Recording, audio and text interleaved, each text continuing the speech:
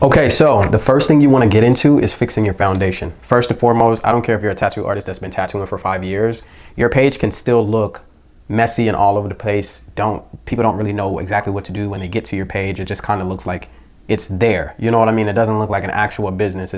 Your bio doesn't scream, this is who I am, this is what I offer, this is where I'm located, and this is how to book with me. I stress that a lot because that's literally one of the main things that you need to have in order to consistently get clients.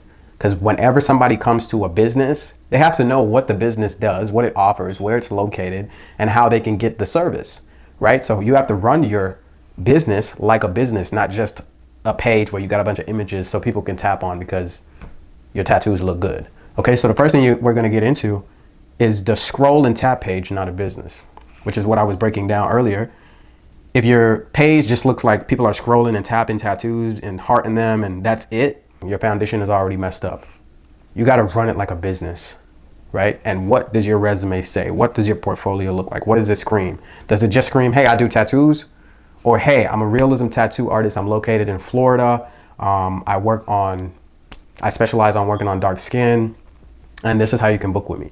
Like it has to actually scream, hey, this is who I am, this is what I do, and this is how you can get in touch. So you really want to, like I said, fix the foundation before anything else, because that's the first thing that people see when they come to your page. Number two is they don't know what to do. The people have to have some kind of sense of direction on what to do next. It will be the same thing for you. If you go to a page and you like the stuff on the page, but you don't know what to do next, it's like you're gonna scroll away because the business isn't helping you, move in the right direction. You wanna know, okay, I see the work, now what?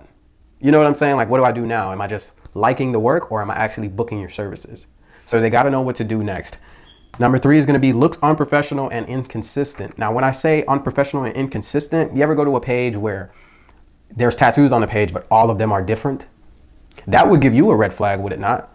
Now, if you have, let's say, if you're a realism tattoo artist, you're going to have a bunch of realistic type tattoos. You're going to have a bunch of realistic work. But if I have tribal, realism, watercolor, fine line, Japanese, it's kind of confusing. I don't even know what you specialize in at this point.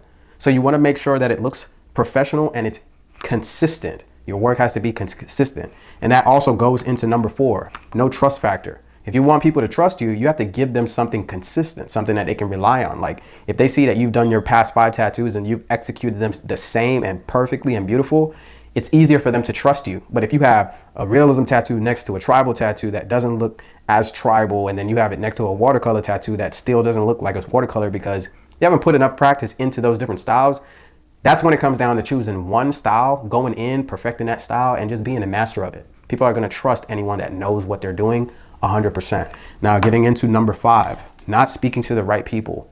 This all has to do with each one of these.